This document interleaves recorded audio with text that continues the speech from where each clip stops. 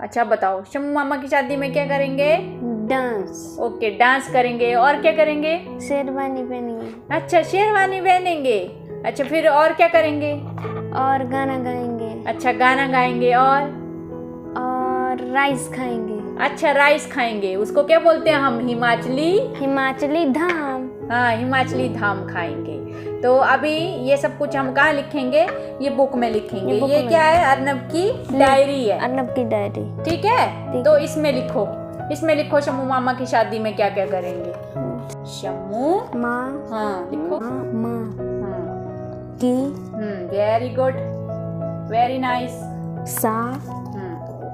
देखो की का, हाँ ठीक है, ठीक लिखा। शादी। शा लिखो, शा। हाँ, शादी। दी। हाँ, वेरी गुड। हाँ, ओके। शम्मू। स। अधम मु समू। माँ। माँ। वेरी गुड, बहुत अच्छा बच्चा, वेरी गुड। हाँ, और आराम से लिखो। अच्छा लिखेंगे, गंदा लिखेंगे। अच्छे से कवर करो। की शादी। उधर लिखो, स्मॉल लिखो अच्छे से। Very good. शादी। आराम से लिखो, धीरे धीरे। ई की मात्रा ऊपर लेके जाओ। हाँ, शादी में डांस। हाँ, हम क्रीम। हाँ, वेरी गुड, लिखो। डांस। अंग की चंद्र बिंदु लगाओ इसको। डांस करें। हाँ, करेंगे। ऐसे। हाँ, वेरी गुड, हाई फाइव। हाँ, पढ़ो। शम्मू मामा की शादी है। शम्मू मामा की शादी में डांस करेंगे। शेरवानी पहनेंगे। गाना गाएंगे। हिमाचली धाम खाएंगे। Love you Shammu mama. Very good. तो साथ में गाइस, ये बुक में यहाँ पे बच्चे को कलर करना है, और इसकी जो दूसरी साइड है वहाँ पे जो अर्नब ने नोट लिखा है वो लिखना है। तो अभी जो आप अर्नब का लेवल देख रहे हैं गाइस, यानी कि उसका जो फेवरेट टॉपिक है, उसको अपनी मामा की शादी का बहुत ज्यादा करेज है। यानी कि 6-7 इयर्स तक भी ये चीज उसके अंदर नहीं थी। उस टाइम पे ये मेरे लिए ड्रीम था। उसके अंदर क्यूरियोसिटी देखना चाहती थी। जैसे मैं उसको बोल रही हूँ कि देखो हम वहां घूमने जाएंगे, हम घर जाएंगे, गाँव जाएंगे, ये करेंगे, वो करेंगे, कोई रिस्पॉन्स नहीं होता था।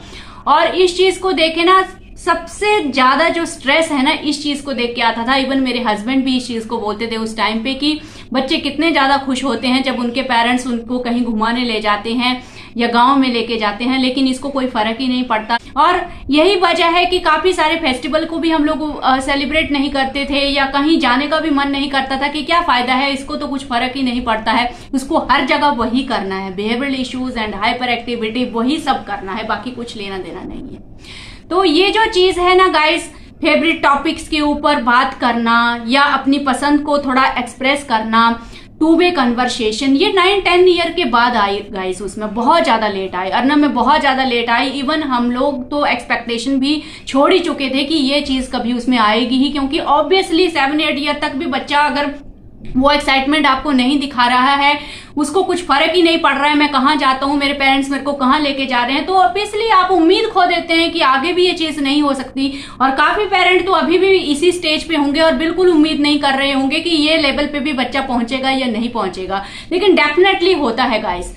अब मैं अपने एक्सपीरियंस की बात करूं तो हर चीज इंट्रोड्यूस करवाना पड़ती है, ये चीज को समझना बहुत ज्यादा जरूरी है। यानी कि वेट नहीं करना चाहिए उस चीज का कि टाइम के साथ ये चीज अपने आप आएगी।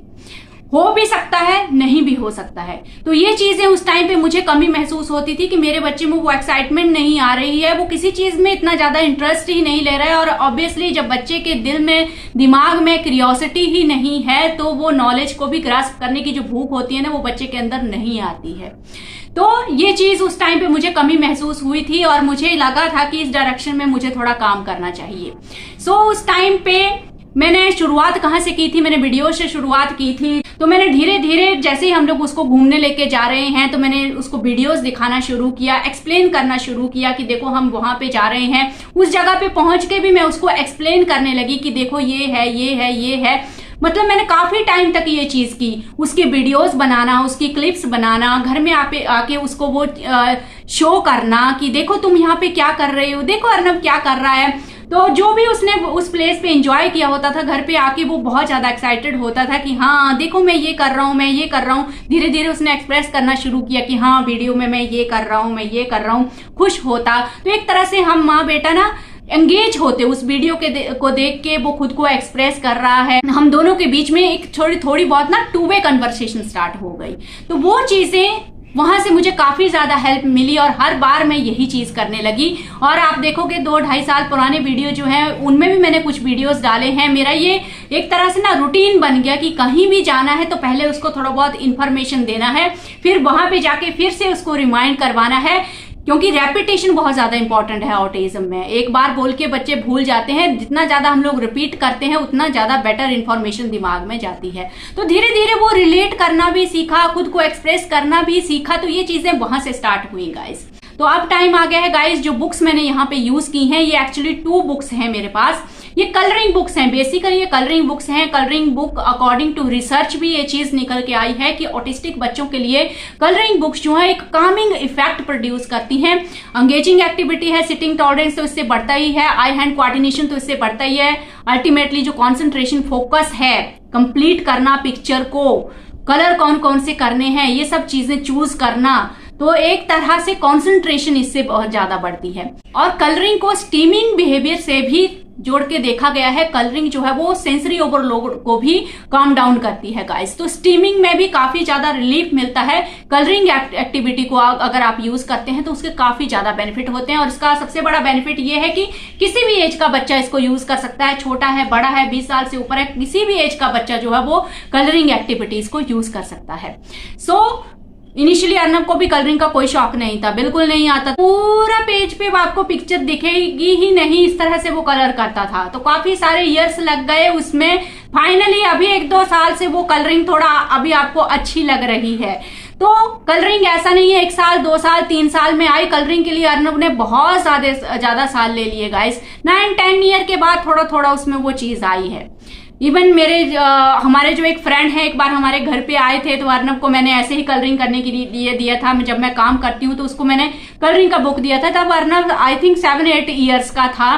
तो उन्होंने देखा अर्नब महाराज कलरिंग कर रहे हैं और कलरिंग में पूरा उसने पेपर को स्क्रिबल कर दिया है, नीचे पिक्चर दिख ही नहीं रही है। एंड वो इतना हंस रहे थे कि कलरिंग तो इसके बस की बात नहीं है। तो मैं बोलती थी कोई बात नहीं, टाइम पास ही सही, बैठा तो है, यही मेरे लिए बहुत ज्यादा मैटर करता है। मतलब बैठा है मेरे लिए यही बहुत है। तो धीरे धीरे वो चीज उसमें आई। तो इस चीज में आप बिल्कुल भी मत सोचिए कि मेरे बच्चे को इंटरेस्ट नहीं है या करना नहीं है कलरिंग में, आज नहीं तो कल धीरे धीरे बच्चे का इंटरेस्ट जरूर आता है। सो ये बुक्स हैं मेरे पास। तो गाइस ये वो बुक है जिसको अभी अर्नब यूज कर रहा था, arty animals with wise words. तो बेसिकली ये एक कलरिंग बुक ही है गाइस। और इसके हर पेज पे आपको इस तरह से एक ड्राइंग मिलेगी, साथ में वाइज वर्ड्स मिलेंगे। और इसके ठीक दूसरी तरफ इस तरह से लाइंस दी गई हैं जहाँ पे बच्चा अपनी डेली रूटीन को लिख सकता है या फिर किसी को गिफ्ट कर सकता है, किसी के बर्थडे पे उसके लिए कुछ अच्छी लाइंस यहाँ पे लिख सकते हैं। तो ये किसी को हम लोग गिफ्ट भी कर सकते हैं। यहाँ से ये जो पेज है ये गिफ्ट भी कर सकते हैं अपने फ्रेंड्स को या बर्थडे पे। और हर पेज पे आपको इसी तरह का पैटर्न मिलेगा। तो यहाँ पे अभी अर्नब ने ये सब कुछ लिखा है और इसी तरह से नेक्स्ट फिर से पिक्चर आएगी और उसके बाद साथ में कुछ वाइज वर्ड्स आएंगे और साथ में अगेन लिखने के लिए यहाँ पे पेज दिया हुआ है।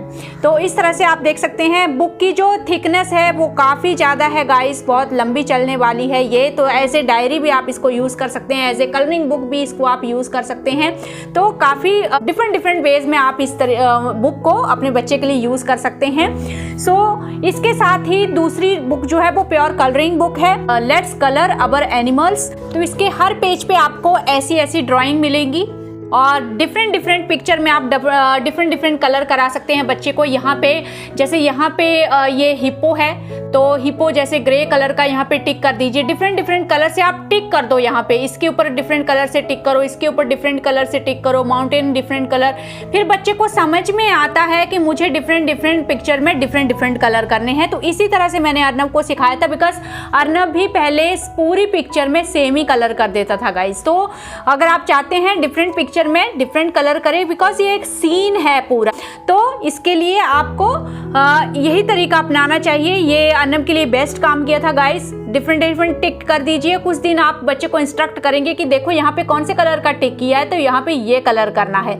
तो धीरे धीरे जब आप बच्चे के साथ नहीं भी बैठेंगे तो भी वो टिक मार्क को देख के समझ आएगा कि मुझे यहाँ पे कौन सा कलर करना है, और इस तरह से वो इंडिपेंडेंटली कलर करेगा, और वो भी डिफरेंट डिफरेंट पिक्चर में डिफरेंट कलर करेगा। और अगेन इसकी थिकनेस भी बहुत ज़्यादा है, काफ़ी ज़्यादा पेजेस आपको मिलने वाले हैं, बहुत लंबी चलने वाली है। पेज की जो क्वालिटी है वो बहुत अच्छी है, मतलब ये सिंपल नॉर्मल पेपर की तरह नहीं है, काफ़ी स्ट्रॉन्ग है, थोड़ा मोटा है, अच्छा है।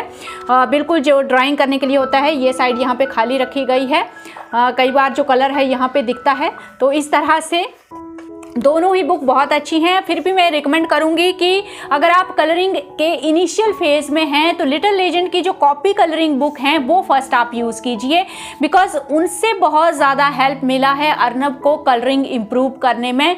और मैं पिछले 2-2.5 साल से उन कलरिंग बुक को, कॉपी कलरिंग बुक को कंटिन्यूसली यूज़ कर रही हूँ, और बहुत अच्छा इंप्रूवमेंट आया है उससे कलरिंग में। तो अगर कॉपी कलरिंग बुक आपने यूज़ कर ली है तो उसके बाद इस बुक को आप यूज़ कीजिए, क्योंकि इसमें थोड़ा सा पिक्चर क्राउडिंग है। तो जैसे ही कलरिंग का लेवल थोड़ा अच्छा हो जाता है बच्चे का, तो उसके बाद इस बुक को यूज़ कीजिए। और इस बुक के बाद कलरिंग और ज़्यादा इम्प्रूव होगी, क्योंकि जो पिक्चर्स हैं एक ही पेज पे बहुत सारी पिक्चर्स हैं, तो बच्चे को ध्यान से देखना है कि मुझे इतनी सारी पिक्चर में डिफरेंट डिफरेंट कलर करने हैं। तो कंसंट्रेशन, फोकस और बढ़ेगा, और जो एंगेजमेंट है वो और ज़्यादा बढ़ेगी, और कलरिंग में बच्चा और ज़्यादा एक्सपर्ट होगा। इस बुक को अगर आप परचेज करना चाहते हैं तो लिंक अगेन आपको कमेंट बॉक्स और डिस्क्रिप्शन बॉक्स में भी मिल जाएगा। और आई होप ये बुक आप लोगों को पसंद आई होंगी। कंटिन्यूसली यूज़ कीजिए गाइस, कलरिंग बहुत ज़्यादा अच्छी एक्टिविटी है बच्चों के मूड को सही रखने के लिए, एंग्जाइटी को रिड्यूस करने के लिए। इस वीडियो को यहीं पे एंड करते हैं, मिलते हैं नेक्स्ट वीडियो में नेक्स्ट टॉपिक के साथ। Thank you for watching this video.